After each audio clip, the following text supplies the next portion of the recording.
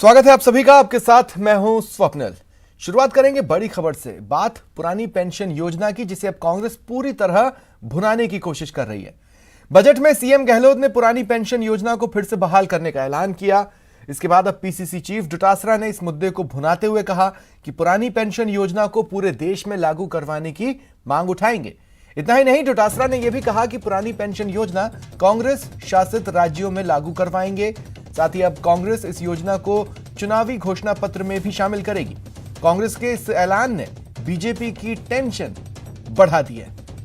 तो पुरानी pension scheme के जरिए कांग्रेस का यह बड़ा चुनावी दांव रहने वाला है और विश्वास मानिए ये इस तरह का इशू है जो देश भर में काम कर सकता है। देखिए क्या कुछ उन्होंने कहा, आइए सुनते हैं। पूरे हिंदुस्तान में राजस्थान का पूरा जो पेंशन स्कीम है, ओल्ड पेंशन स्कीम ओपीएस, इसको लागू करने की कांग्रेस पार्टी ने मांग की है। मैं खुद एआईसीसी दिल्ली जाकर के प्रेस कॉन्फ्रेंस पार्टी की तरफ से करके आया हूं कि पूरे हिंदुस्तान में जहां कांग्रेस शासित राज्य हैं वो तो लागू करेंगे ही करेंगे, लेकिन हम हमारे कांग्रेस के घोषणा पत्र में आगे में आने वाले समय में पूरे देश में हर स्टेट में ये वापस लागू हो, इसकी हम लोग घोषणा पत्र में घोषणा भी जन घोषणा पूरे।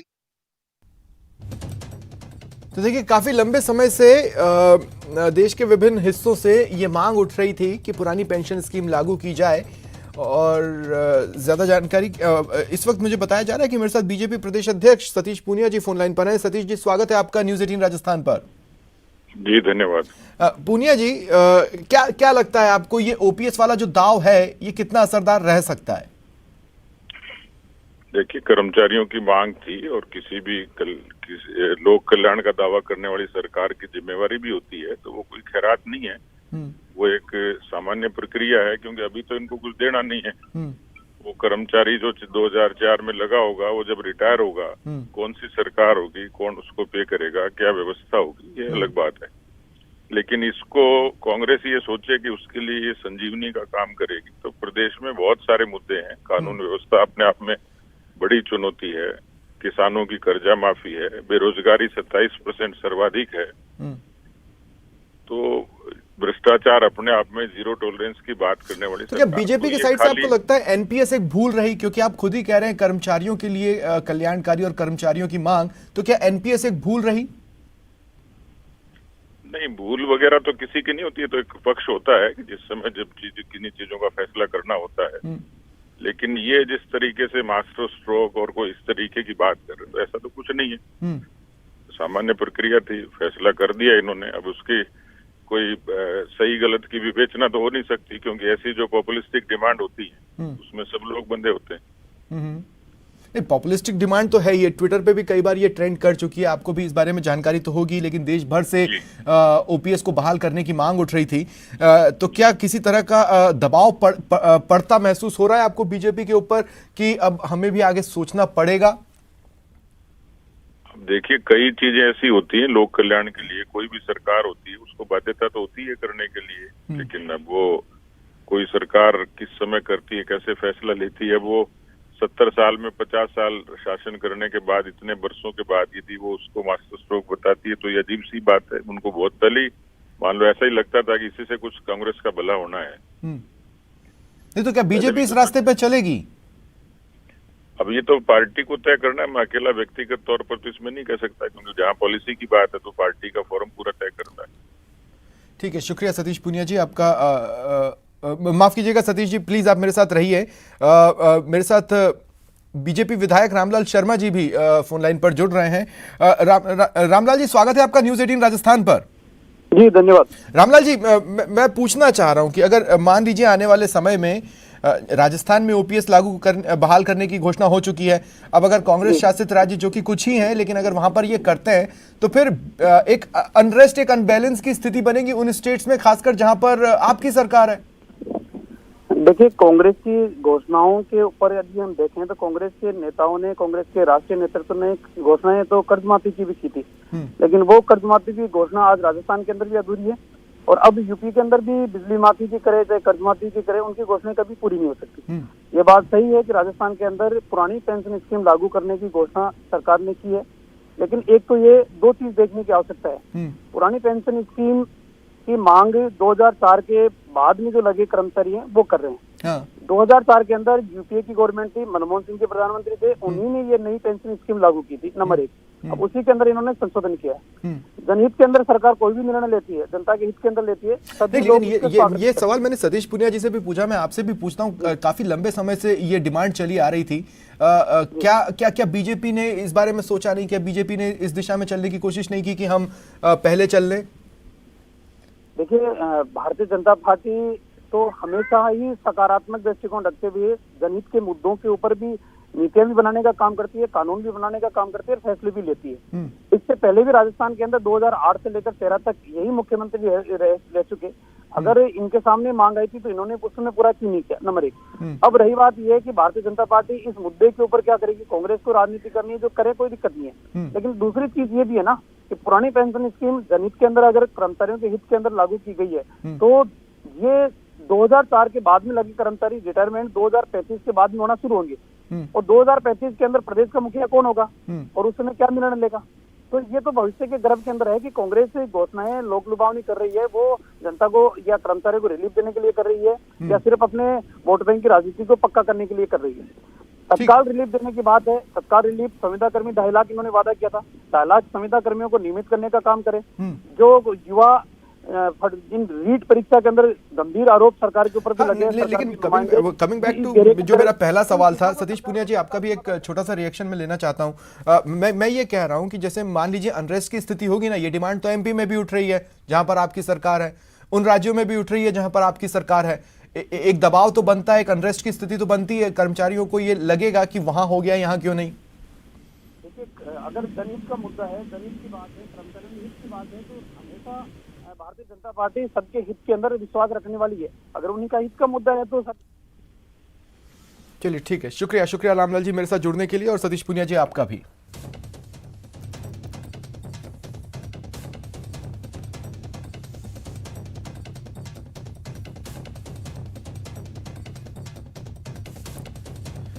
तो बीजेपी इसे किसी भी तरह से मास्टर स्ट्रोक नहीं मान रही है, लेकिन यहां पर यह बात समझना बहुत जरूरी है कि ये जो ओपीएस है, पुरानी पेंशन स्कीम, इसकी मांग काफी लंबे समय से चली आ रही थी।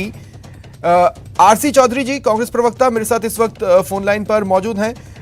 आरसी जी, इसमें कोई शक नहीं है कि ओपीएस बहाल करना एक बड़ा कदम है, लेकिन जितने समय से ये मांग चली आ रही थी उसके हिसाब से आप इसे देर आए दुरुस्त आए के सेंस में देखते हैं या सिर्फ बीजेपी पर एक वार के रूप में देखते हैं? स्वप्निल जी, मैं कहना चाहूंगा कि कोई भी संवेदनशील और जवाबदेह जो सरकार होती है उसका सदैव सिलसिला रहता है, अपने चाहे कर्मचारी हो चाहे समाज का हर वर्ग हो, उसके साथ में और समय के अनुसार निर्णय लेती है। निश्चित रूप से जो एनपीएस न्यू पेंशन स्कीम जो लागू की गई थी उसके बाद में जो हमारे राज्य कर्मचारी हैं या केंद्रीय कर्मचारी हैं वह अपने भविष्य को लेकर चिंतित है, क्योंकि जैसे उन्हें एक मुश्त के तौर पे जो पैसा मिलता है वो किसी दूसरे कार्य में खर्च हो जाता है और वो अपने बुढ़ापे के अंदर बेसहारा महसूस करते हैं। माननीय मुख्यमंत्री की यह संवेदनशीलता है कि उन्होंने ये महत्वपूर्ण निर्णय लिया और राजस्थान के कर्मचारियों को सौगात दी। भारतीय जनता पार्टी के नेताओं को आगे बढ़ना चाहिए। भारतीय जनता मैं पार्टी आपसे भी पूछना चाहता हूं, आपको लगता है एनपीएस अपने सोच, अपने मकसद के हिसाब से एक भूल थी? जो भी कोई योजना जिनके लिए लेके आई जाती है या लाई जाती है उसके बाद में तमाम जो कर्मचारी संगठन है सदैव आंदोलन करते रहे, इसलिए जिनके लिए वो लेके आए उनके लिए वो फ्रूटफुल नहीं, जिसमें वो अपने आप में सुरक्षा का भाव महसूस नहीं करते, इसलिए ये निर्णय लेना पड़ा और जो ओपीएस है ओल्ड पेंशन स्कीम है उसको लागू करना पड़ा। लेकिन थोड़ा मैं इसीलिए फिर से पूछ रहा हूँ, क्या ये देर आए दुरुस्त आए के सेंस में इसको लें या फिर एक पॉलिटिकल वार के रूप में लें जो आपने बीजेपी पर किया है? ये बीजेपी पे वार कैसे हो सकता है? ये तो दोनों लोगों की सोच है। अनरेस्ट की स्थिति बनती है ना आरसी जी। देखिए, अभी क्या एमपी में भी ये डिमांड है और भी स्टेट्स में ये डिमांड है, राजस्थान में हो गया, ये देखकर दूसरे स्टेट्स में अनरेस्ट की स्थिति बन सकती है और उसको वहां की सरकार को सामना करना पड़ेगा। हाँ, निश्चित रूप से अगर सरकारें संवेदनशील हैं अपने कर्मचारियों को लेके, क्योंकि तमाम जो योजनाएं हैं उनको क्रियान्वयन करने का काम राज्य कर्मचारियों पे होता है, वो एक राज्य का हिस्सा है, राज्य के लोग हैं, राज्य के नागरिक हैं, इसलिए जो भी सरकार संवेदनशील होगी उनकी बातें सुनेगी और उनके अनुसार निर्णय लेगी। हम यही उम्मीद करते हैं कि चाहे भारतीय जनता पार्टी के शासित राज्य हो या किसी अन्य दल के हों, वो निश्चित रूप से निर्णय लेंगे, क्योंकि ये एक समाज का अभिन्न अंग है। आपकी राज्य सरकार की तो जो योजना इतनी है, वो पुरानी दरअसल मांग लेके- में ऐसा क्या था जो 2022 में ही आकर आप जागे? मैं ये कहना चाहूंगा कि सही स्थान पे सही समय पे अगर कोई बात पहुंची है, माननीय मुख्यमंत्री जी ने इस बजट के पूर्व समाज के हर वर्गों के साथ में संवाद का सिलसिला रखा। हर वर्ग के, चाहे किसान हो, पशुपालक हो, उद्योग के लोग हो, महिला हो, युवा हो, बेरोजगार हो, हर किसी की बात उन्होंने सुनी और उसी का एक हिस्सा कर्मचारी संगठन थे। कर्मचारी संगठनों से भी मिला और कर्मचारी संगठनों ने जो प्रस्ताव रखा, माननीय मुख्यमंत्री ने खुले हृदय के साथ में उनकी बातों को स्वीकार किया और जो उन्हें भविष्य की चिंता थी उससे उन्हें आश्वस्त किया कि आपको चिंतित होने की जरूरत नहीं है। ठीक है, शुक्रिया हमारे साथ जुड़ने के लिए और तमाम बातचीत के लिए।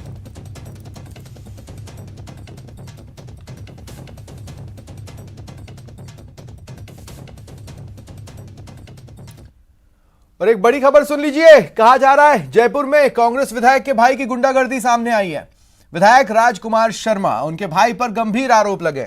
जीवीके कंपनी के एचआर हेड की पिटाई का गंभीर आरोप लग रहा है विधायक के भाई पर, कांग्रेस विधायक के भाई पर। कंपनी के जो एचआर हेड है उन्होंने दावा किया है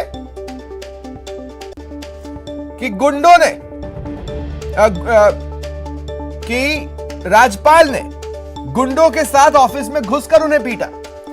देखिए, कुछ तस्वीरें भी जरूर इस घटना से जुड़ी हुई सामने आई हैं।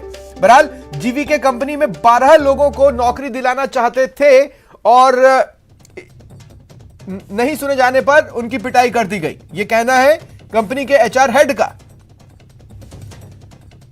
जयपुर की गांधीनगर पुलिस मामले की तहकीकात में जुट चुकी है। शिकायत जो की गई उसमें यह कहा गया कि 25 नवंबर को मुख्यमंत्री के सलाहकार और विधायक राजकुमार शर्मा ने जीवीके कंपनी को एक पत्र लिखा। इसमें 12 लोगों के नाम लिखते हुए इनको कंपनी में नौकरी देने की सिफारिश की, लेकिन 3 महीने बाद भी सिफारिशी पत्र में शामिल 12 लोगों को नौकरी नहीं मिल सकी, जिसके बाद 24 फरवरी को दोपहर विधायक के भाई राजपाल 25 से 30 गुंडों को लेकर ऑफिस में आए और कर्मचारियों के सामने एचआर हेड को पीट दिया। और इस वक्त सहयोगी विष्णु हमारे साथ जुड़ रहे हैं। विष्णु, ये एक ऐसा मसला है जो काफी गंभीर है, सरकार के ऊपर गंभीर आरोप भी इसमें खड़े हो सकते हैं, लेकिन यह भी है कि पॉलिटिकल हीट भी अपने आप में बहुत समेटे हुए है। देखिए, बिल्कुल पॉलिटिकल हीट भी है ये, और अभी तक जो मामला है, आज अनुसंधान अधिकारी जो पूरे मामले में फूलचंद सब इंस्पेक्टर जो हैं, आज वे जीवीके गए थे। उन्होंने वहां पर जो एचआर हेड प्रवीण शिंदे जिन्होंने राजपाल के खिलाफ मुकदमा दर्ज कराया है, उनको जाकर के वहां जाके बयान लिए हैं। वहां पूरा मामला पूछा गया है और जो प्रवीण शिंदे हैं उन्होंने संबंध में बयान दर्ज करा दिए हैं। इसके अलावा सीसीटीवी फुटेज पुलिस ने लिए हैं कंपनी से। इसके जो मोबाइल जिनसे उनको फोन आया करता था वे नंबर पुलिस ने ले लिए हैं और अब जांच की जा रही है कि राजपाल आगे कौन है। नहीं तो फिर ये जो विधायक के भाई वाला एंगल है, क्या ये राजपाल उनका भाई नहीं है या कोई और है? देखिए राजपाल जो है वैसे राजकुमार शर्मा के भाई हैं और परिवादी से भी हमने जब बातचीत की, आज हम उनके पास गए, हम उनसे मिले, हमने उनसे पूछा कि राजपाल कौन है, तो उन्होंने फिलहाल इस बात को कहने से इनकार कर दिया कि मैं नहीं जानता वो कौन है। लेकिन उनका कहना था कि जो राजपाल अपने 7 लोगों को लेकर के आया था, उन्होंने वही जो डिमांड, जो सिफारिशी पत्र था उनको सौंपा और कहा कि भाई ये जो 12 लोग हैं इनकी नियुक्ति हो जानी चाहिए।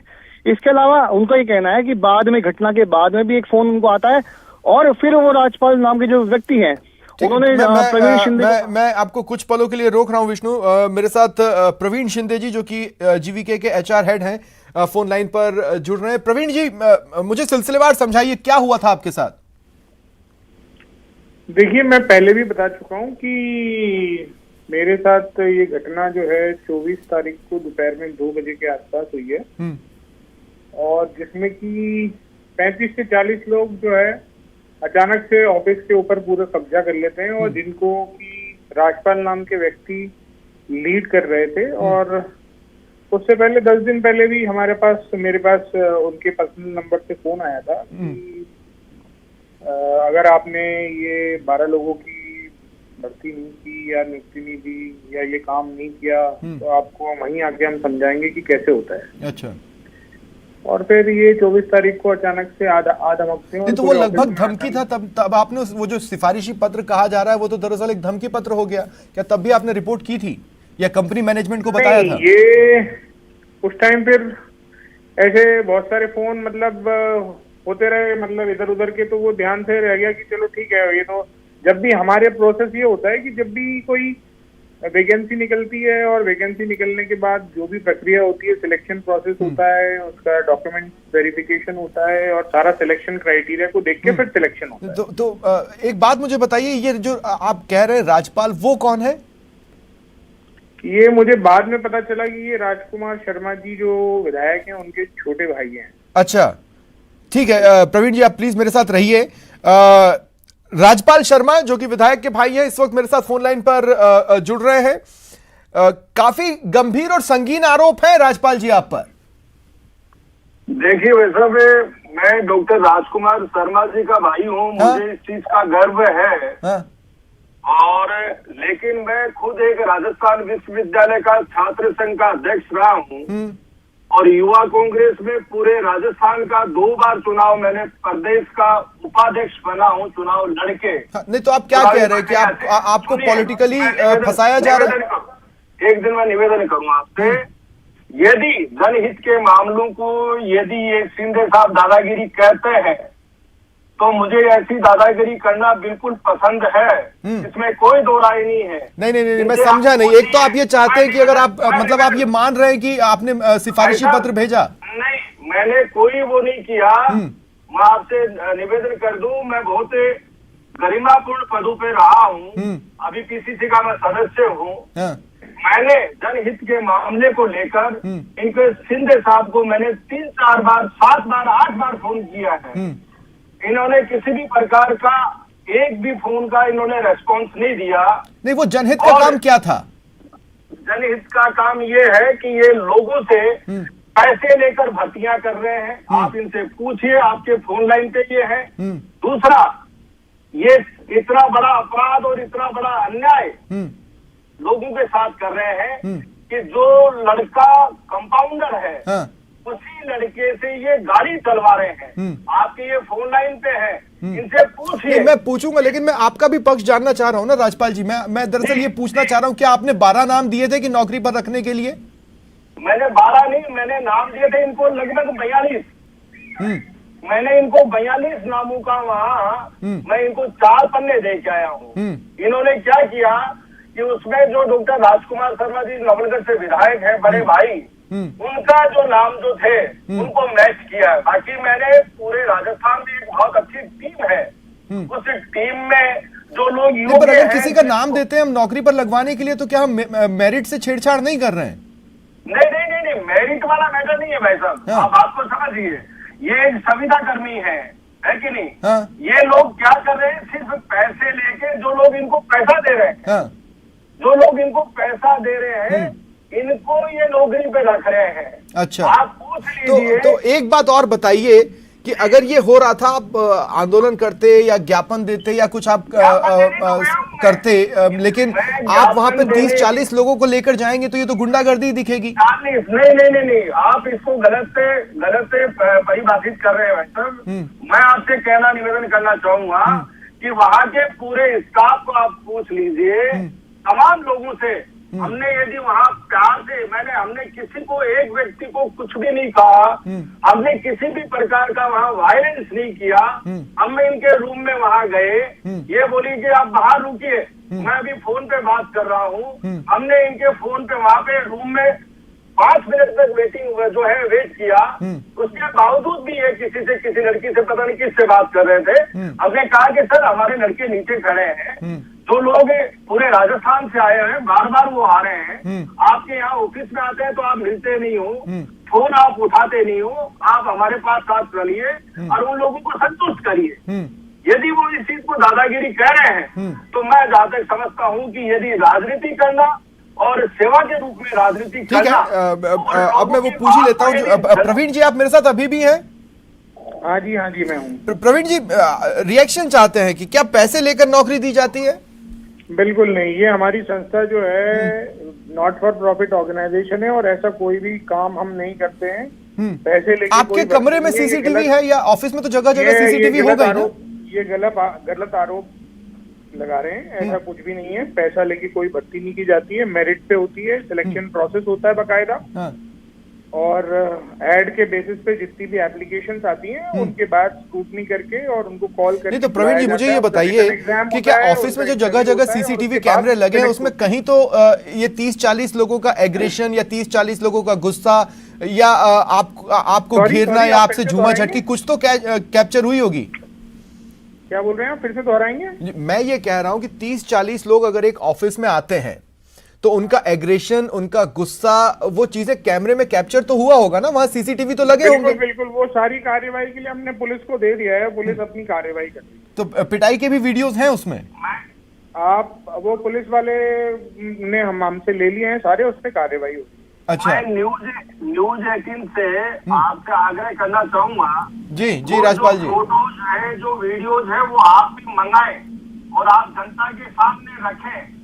देखो, युवाओं के मामला रखना नहीं, पर राजपाल जी अगर मान लीजिए कि झूमा झटकी या पिटाई के वीडियोस हैं, वो पुलिस के पास गए तो फिर तो पुलिस भी उसकी छानबीन करते हुए आप तक आ सकती है। अब मान लीजिए वो आपसे पूछताछ करना चाहते हैं तो आप अवेलेबल होंगे या इस मामले का राजनीतिकरण करेंगे? सुनिए, ये कोई राजनीतिक मुद्दा नहीं है।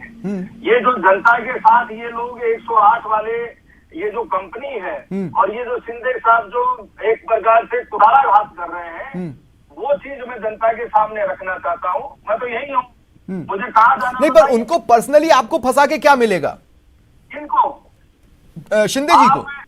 सुनिए भाई साहब, मैं आपसे एक निवेदन करूं कि राजस्थान के जितने भी एमएलए हैं, राजस्थान के जितने भी नेता हैं, आप उनसे पूछिए कि आपका 108 के अंदर किसी भी प्रकार का कोई काम हो रहा है क्या? किसी भी प्रकार का?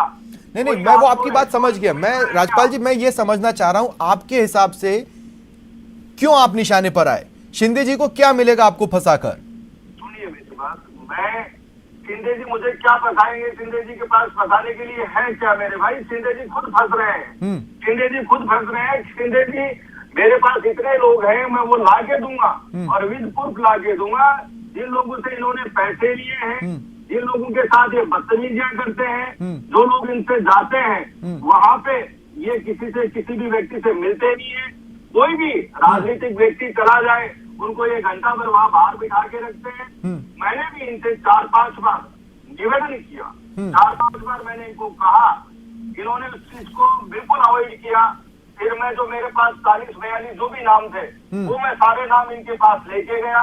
इन्होंने इस चीज को इस प्रकार से करते हुए कि सब पहले लिस्ट वहां से आई हुई है, उस लिस्ट को छाप के इन्होंने दे दी। ठीक है राजपाल जी। शिंदे जी, मैं आपके पास एक बार और आ रहा हूं। प्रवीण शिंदे जी, आप है ना मेरे साथ? जी बताइए। मैं सिर्फ ये पूछना चाह रहा हूं आपसे कि आप कंफर्म है कि ये कोई और प्लॉट नहीं है?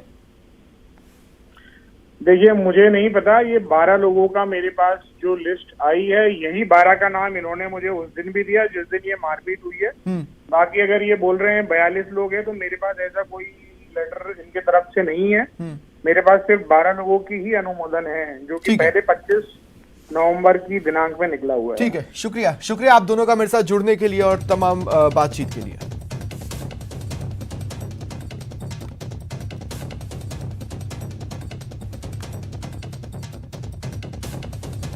और रुकेंगे एक ब्रेक के लिए। देखते रहिए न्यूज़ 18 राजस्थान।